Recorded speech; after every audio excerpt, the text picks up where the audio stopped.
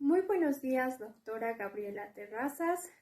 Soy la estudiante Naira Nina Cuentas, perteneciente al paralelo B de la carrera de enfermería en la Universidad Mayor de San Andrés. El día de hoy voy a explicar sobre la célula eucariota y procariota. Los seres vivos están formados por una o varias células. Las células realizan funciones como la generación de energía, el crecimiento y también podemos mencionar a la reproducción. Las células no son las bolsas de protoplasma que los científicos imaginaron, ¿no?, hace un siglo atrás, sino que ahora son consideradas como estructuras complejas y dinámicas. Las células se diferencian mucho en estructura y también en cuanto a función, pero todas están rodeadas por una membrana. Así sea eucariota o sea procariota, ambas contienen membrana. ¿Qué hace la membrana? La membrana controla el transporte de algunas sustancias químicas dentro y fuera de la célula. Las membranas también participan en lo que vendría a ser la respuesta de la célula a los estímulos o al ambiente extracelular, en palabras más simples. Voy a pasar a explicar a la célula procariota. Esta es mi respectiva maqueta. La mayoría de los organismos son procariotas, es decir, que sus células carecen de un núcleo, pero las células eucariotas están formadas por un número de células relativamente grande y de gran complejidad, la verdad. Esta es más compleja que la célula procariota. Y bueno, la célula eucariota posee un núcleo. Pero, hablando solo de las procariotas, se pensaba que antes solo constaban de bacterias, pero según el análisis y demás y el avance, ha permitido que actualmente sepamos que se divide en bacterias y en arqueas. Los procariotas unicelulares son los seres vivos más pequeños, pero su biomasa combinada es 10 veces mayor que la de los organismos eucariotas. Es decir, que se presentan en mayor cantidad, son más abundantes. Los procariotas virtualmente ocupan cada nicho de la Tierra. Los podemos encontrar en muchos lugares. Además de encontrarlos en el aire, el suelo, el agua, varias especies procariotas viven sobre la piel y en el tubo digestivo, pero no en los seres humanos, sino en los animales. También los podemos encontrar dentro de los manantiales calientes y a varios kilómetros de profundidad de la corteza de lo que vendría a ser la Tierra. Bueno, las bacterias. Algunas especies bacterianas pueden utilizar lo que vendría a ser la energía, pero no cualquier energía, sino la energía luminosa para convertir el dióxido de carbono en moléculas orgánicas. También las bacterias son productoras de enfermedades, como bien lo sabemos. Por ejemplo, puedo mencionar el cólera, la tuberculosis, sífilis y también el tétanos. La bacteria Rhizobium transforma el nitrógeno molecular inerte en el respectivo amoníaco. Y bueno, también podemos mencionar otro ejemplo que creo que algunas personas tal vez no lo sepan, pero actualmente el yogur, el queso, son fabricados gracias o con la colaboración de determinadas bacterias. Es decir, que nosotras, las personas, ingerimos bacterias. También las bacterias como los actinomicetos, pues producen antibióticos que se utilizan respectivamente para curar infecciones bacterianas. Es decir, que usamos bacterias para curar infecciones bacterianas. Las bacterias han sido especialmente valiosas y son muy valiosas en la investigación en cuanto a la bioquímica. Hablando de las arqueas, podemos mencionar que las arqueas solo se reconocieron como un grupo, es decir, que antes no se los consideraba, pero se los reconoció en el año 1977, el año en el que Carl Woese analizó moléculas específicas de ácido nucleico. También podemos mencionar que el sistema de síntesis de proteínas de las arqueas es más parecido al de los eucariotas. Es decir, que las arqueas se parecen un poco a las eucariotas. Las arqueas tienen la capacidad para ocupar y hasta, se podría decir, convivir o establecerse en un lugar donde los hábitats sean deplorables o tengan una condición muy mala, condiciones extremas. Las arqueas se encuentran entre las especies más extremófilas. ¿Eso por qué? Porque se asientan en lugares donde la vida incluso tal vez no sería posible. Las arqueas también han demostrado su utilidad en la bioreparación, es decir, que se los utiliza en procesos como para limpiar, degradar, mejorar un ambiente donde haya mucha contaminación o haya presencia de muchos contaminantes, como ser los lugares de desechos tóxicos y también los vertidos de petróleo. Bueno, pasando a explicar la estructura de las células procariotas, podemos ver aquí las procariotas se caracterizan por su pequeño tamaño, aunque la maqueta es un poco grande para que sea un poco más sencilla la explicación, y su estructura relativamente es sencilla. No contiene muchas partes, no es muy complicada. Las procariotas son un grupo inmenso y también son un grupo heterogéneo. Podemos mencionar que una célula procariota bacteriana con forma de varilla tiene un diámetro, son tan pequeñas que su diámetro es de 1 micrómetro y una longitud de 2 micrómetros. Y tiene obviamente la capacidad para moverse, que posteriormente vamos a explicar quién se encarga de eso. La mayoría de los procariotas poseen pues características comunes, como ser las paredes celulares. Está acá de color rojo. Bueno, también posee una membrana plasmática donde circulan las moléculas, y también podemos ver una ausencia, se podría decir, de organulos al interior.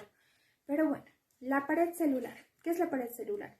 La pared celular procariota es una estructura semirrígida cuya finalidad principal es el sostén de la célula.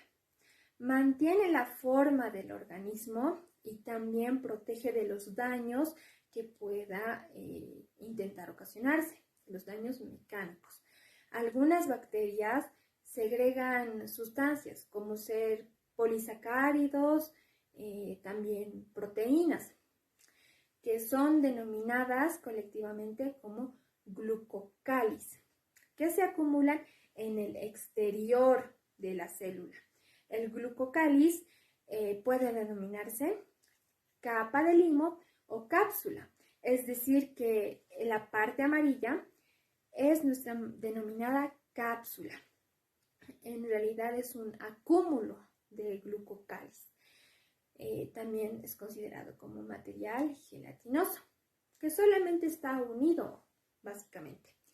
La mayoría de las células también puede diferenciarse por su retención del colorante.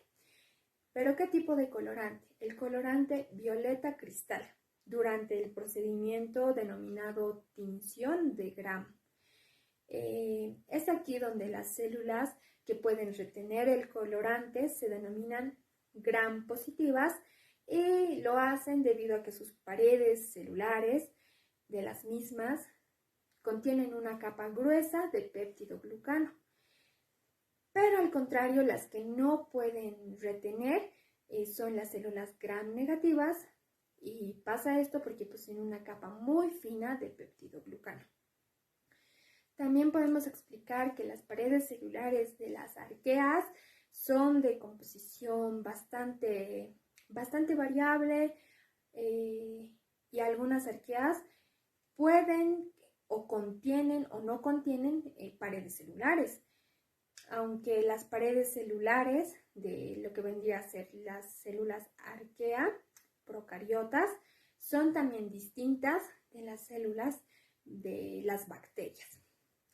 Bueno, la membrana plasmática, que está aquí de color verde, también debe actuar como una barrera de permeabilidad selectiva.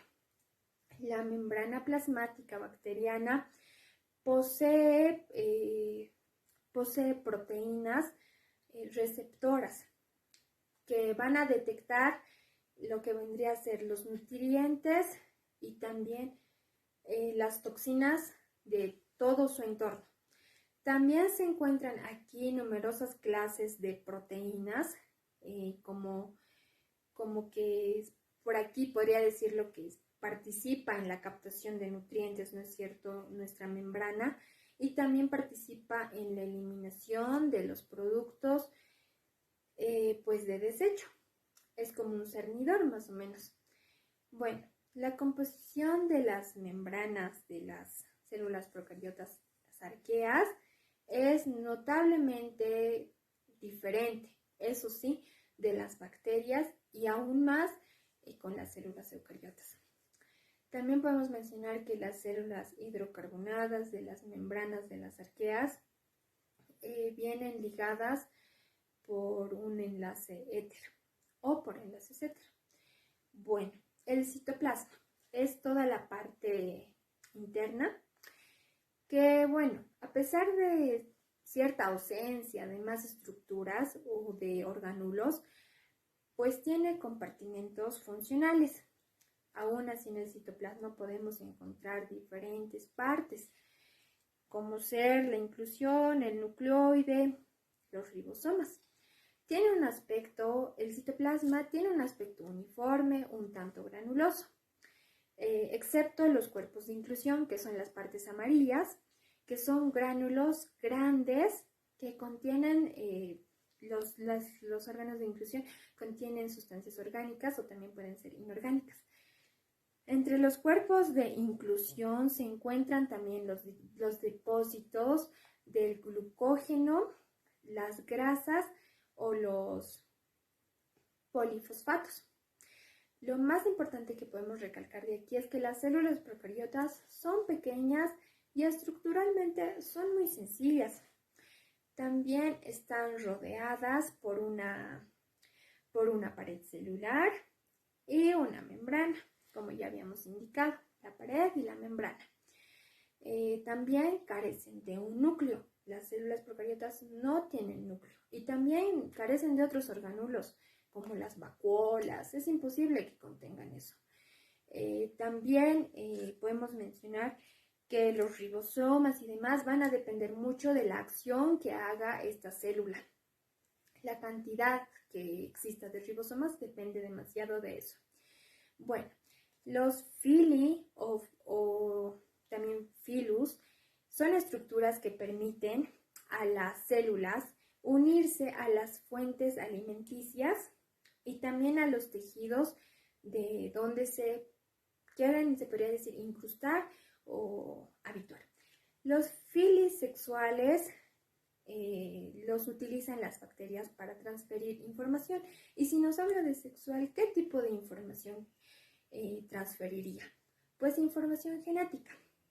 El flagelo. El flagelo es un filamento proteico flexible con forma de sacacorchos que se utiliza para el movimiento, es decir, que gracias al flagelo nuestras células se mueven. En cuanto a la célula eucariota, pues tiene diferencias significativas. Podríamos mencionar el tamaño, que son relativamente grandes en comparación a las células procariotas. El diámetro de las células animales varía entre 10 y 30 micrómetros. Y estos valores son aproximadamente 10 veces más grandes, 10 veces superiores que las células procariotas, es decir, que les doblan el tamaño. Bueno, En cuanto a la complejidad estructural de las células eucariotas, pues es notable por la gran cantidad de estructuras, como podemos ver el núcleo y diferentes orgánulos que se encuentran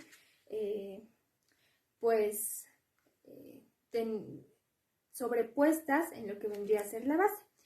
Están formadas por varias partes y cada una de ellas cumple una determinada función y tienen tareas muy específicas. También cabe mencionar que el cuerpo humano contiene, ¿no?, células, obviamente, unos 200 tipos más o menos de células en nuestro organismo.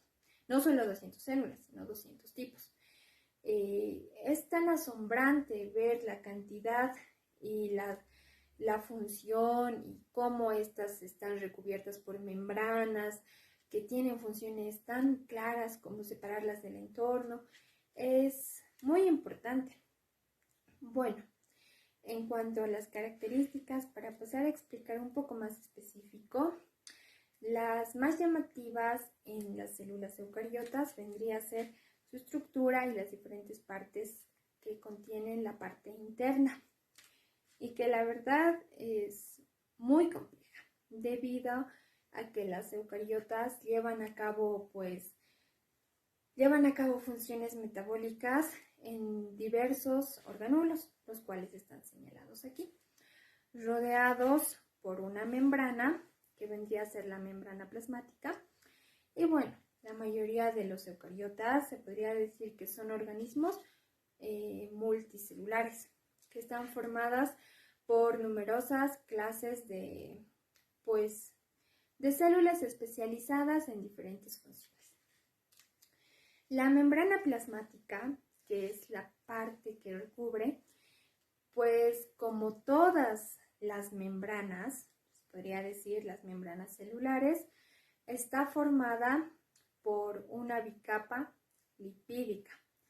La membrana plasmática de la célula eucariota es responsable, y se podría considerar su función, del transporte de determinadas sustancias, como ser los nutrientes, y es lo curioso que lo lleva desde un entorno relativamente complejo, desordenado, al interior celular de una manera más ordenada.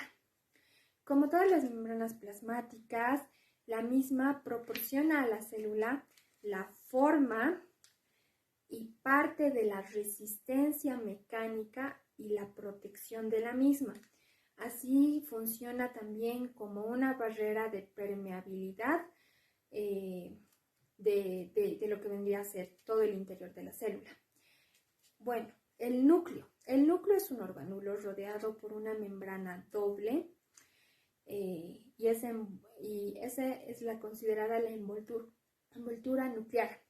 También se ha reconocido desde hace tiempo la importancia de lo que vendría a ser el núcleo, que es la parte amarilla, en la regulación de la función celular.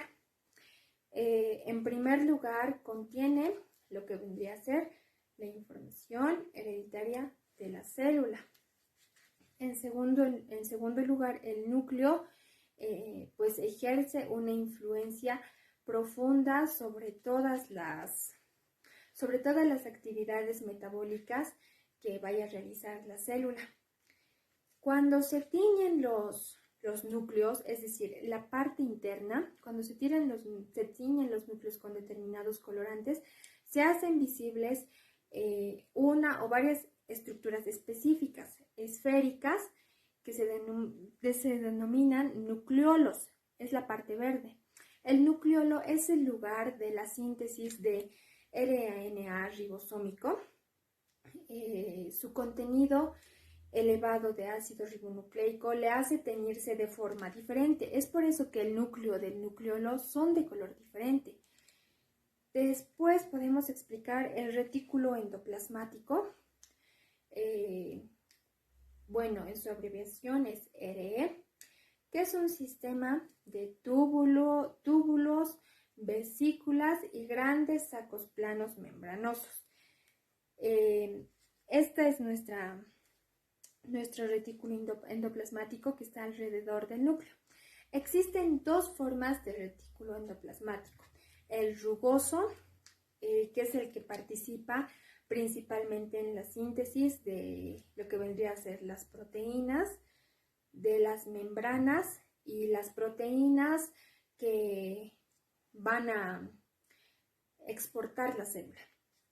La segunda forma, es decir, que carece de ribosomas unidos y bueno, se denomina retículo endoplasmático liso. Podemos explicar los ribosomas. Bueno, los ribosomas del citoplasma de las células eucariotas son complejos de ácido ribonucleico y también de proteínas con un diámetro más o menos de 20 nanómetros, cuya función es la biosíntesis de las proteínas y el número y la distribución de la misma, es decir, la distribución de los ribosomas va a variar mucho en una célula, o sea, depende mucho de la actividad metabólica que ésta realice, que la célula realice. Y bueno, después podemos mencionar al aparato de Golgi. Bueno, el aparato de Golgi. ¿Por qué se llama así? ¿O cómo también es llamado? También es llamado complejo de Golgi. Pues recibe este nombre por el biólogo celular italiano Conde Camillo Golgi, que lo describió por primera vez en 1898. El aparato de Golgi, llamado dictiosoma en las células eucariotas vegetales, participa pues en el empaquetamiento y la distribución de los productos celulares. En las células eucariotas vegetales, cabe mencionar, las funciones del aparato de Golgi son el transporte de sustancias a la pared celular y también la expansión de la membrana plasmática durante el crecimiento celular. Bueno, también podemos mencionar que las proteínas producidas en el retículo endoplasmático se procesan en el aparato de Golgi. Podemos mencionar a los lisosomas, que son típicamente organulos esféricos con forma de saco, con un diámetro de más o menos 500 nanómetros. Y bueno, las vacuolas de las células vegetales contienen hidrolasas ácidas. Y estas, en el caso de la célula vegetal, se podría considerar en cierta medida que actúa como un lisosoma. Estas son nuestros lisosomas. Y bueno, los lisosomas actúan en la digestión intracelular y también extracelular. Son capaces de degradar la mayor parte de las biomoléculas de lo que vendría a ser la célula. Los lisosomas también participan en la vida celular de tres formas fundamentales. 1. Participan mediante la digestión de las moléculas del alimento y otras sustancias. 2. Participan mediante la digestión de los componentes celulares gastados o también innecesarios. Y por último, 3. Participan mediante la degradación del material extracelular. También podemos mencionar a los peroxisomas, que están aquí. Son pequeños organulos membranosos esféricos. Estos contienen enzimas oxidativas. También podemos decir que son muy importantes por su participación en la generación y también en la degradación de moléculas tóxicas conocidas nada más y nada menos como peróxidos. Los peroxisomas participan en la oxidación del etanol ingerido. También en los vegetales podemos mencionar que se han identificado dos clases de peroxisomas. Uno que se encuentra en las hojas y otro que se encuentra en las semillas en las semillas que germinan. También podemos mencionar a las mitocondrias que se encuentran aquí. La respiración aeróbica es donde ingresa. El proceso que genera la mayoría de la energía que requieren, se podría decir, las células eucariotas, tiene lugar nada más y nada menos que en las mitocondrias. También podemos decir que están integradas en la membrana interna de la mitocondria. Están los ensamblajes respiratorios, donde se produce o se sintetiza el ATP, el adenosín trifosfato. El número de mitocondrias por célula también varía. Depende mucho de la actividad que realice la célula y también con qué frecuencia se representa las mitocondrias. Es muy curioso esto, la verdad. Las mitocondrias en las maquetas, también lo vi en videos, imágenes, se representa con forma de salchicha. Pero en realidad su aspecto varía, no siempre va a ser así. Bueno, podemos mencionar aparte los plástidos. ¿Qué son los plástidos? Son orgánulos celulares y son estructuras que solo se encuentran en las plantas, también en las algas y en algunos protistas. También podemos mencionar a los cloroplastos. Los cloroplastos son un tipo de orgánulo que, se encuentra de la misma forma en los vegetales multicelulares. Y por último podemos mencionar aparte el citoesqueleto. Los componentes principales del mismo, es decir, del citoesqueleto, son los microtúbulos, los microfilamentos y los filamentos intermedios. Estas son mis respectivas maquetas de la célula eucariota y la célula procariota. Muchas gracias.